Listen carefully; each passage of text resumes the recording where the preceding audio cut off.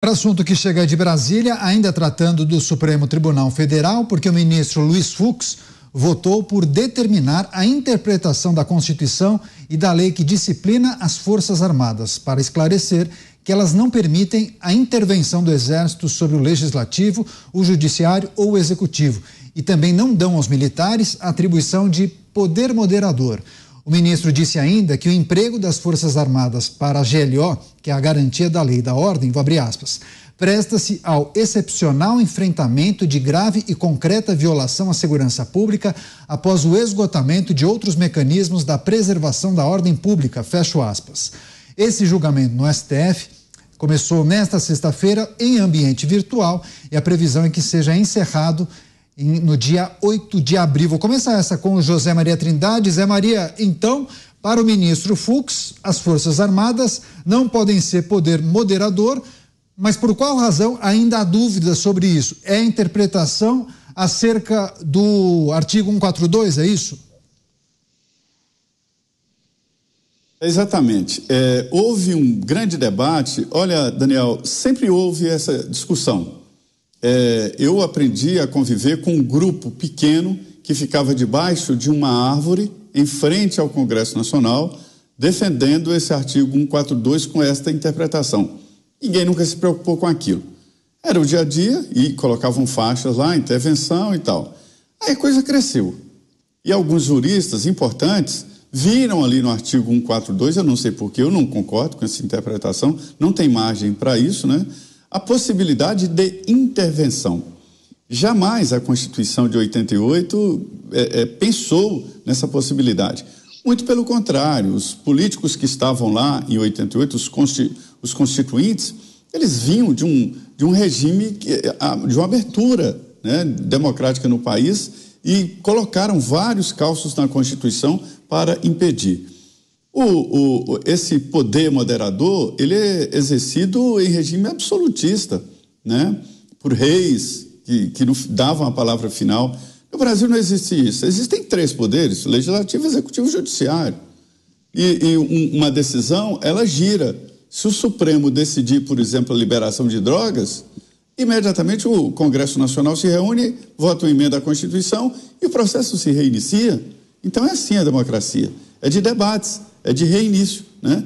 E o que o ministro Fux está dizendo é colocando uma pedra sobre esse assunto. Foi um assunto muito debatido aqui durante a semana. A gente viu, por exemplo, comandantes militares dizendo que os militares foram muito fortes no governo Jair Bolsonaro e isso acabou prejudicando a imagem das Forças Armadas em geral. Não só do Exército, mas também Marinha e Aeronáutica. E, nesse momento, a ideia dos comandantes é trazer as Forças Armadas para a sua função, é de mirarem inimigos externos, é a defesa da pátria e não entrar em segurança pública. Eles detestam o GLO, não gostam, que é quando o militar entra na função de policial militar e eles não são treinados e sabem da verdadeira repercussão disso, né? Então, o ministro Luiz Fux coloca ali uma definição sobre o artigo 142. As Forças Armadas, diz o artigo, constituídas pela Marinha, Exército e Aeronáutica, são instituições nacionais, permanentes e regulares, organizadas com base na hierarquia e na disciplina, sob a autoridade suprema do Presidente da República, e destinam-se à defesa da pátria e à garantia dos poderes. Então, assim, não vejo como dizer essa história de poder moderador, quer dizer, quem exerceria esse poder moderador? Isso não existe. As Forças Armadas estão sob o comando do Presidente da República. Delegado Palumbo, essa ação foi apresentada em 2020 pelo PDT para tratar justamente dos limites constitucionais da atuação das Forças Armadas. Estou curioso para escutar o que o senhor tem a dizer. Olha, aquele princípio, outro princípio constitucional que deveria estar em vigor, né, a independência e a harmonia entre os poderes, infelizmente aqui na nossa República não é bem assim, do jeito que parece. Não sei se foi o Zé Maria que falou sobre as drogas, na minha opinião, o Supremo jamais deveria sequer decidir sobre isso. Isso aí deveria ficar a cargo do Poder Legislativo. Agora, é evidente que depois do governo Bolsonaro, eles criaram uma aversão aos militares.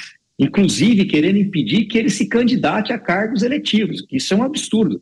Nós estamos numa democracia, pessoas têm direito de participar do processo de eleição. Agora, você privar, porque ela faz parte de uma categoria que não defende determinado grupo político... Mas com regras, né, delegado? O senhor, por exemplo, quando saiu... Mas é preciso regras, as funções já existem. O senhor, por exemplo, sofreu restrições para ser candidato, né? Teve que se desincompatibilizar. Não sofri, eu me licenciei, fui candidato. Se eu perder as próximas eleições, eu volto a ser delegado. No caso do militar, ele vai direto para a reserva, então ele já é punido. Agora, por que um professor pode se candidatar? Por que outro funcionário público pode se candidatar e eles querem fazer isso com a Polícia Militar, depois querem fazer com o Exército, na verdade, com as Forças Armadas? Mas a Polícia Militar é uma força auxiliar. Mas o professor, se ele for servidor público, ele não pode... Ele se afasta e se professor, candidata. Se ele for professor ele se público, afasta tem que se afastar. Candidata.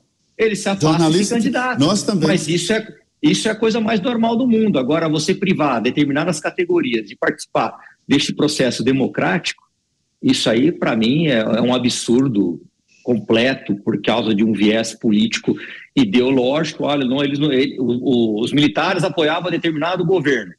Então eles são nossos inimigos. Não é assim que funciona. Nós estamos numa democracia, pelo menos eu quero acreditar que nós estamos numa democracia. E quando você priva um oficial do Exército, um sargento, um praça, um cabo, um soldado do Exército se candidatar, e depois isso, obviamente, vai chegar na Polícia Militar, isso é um absurdo.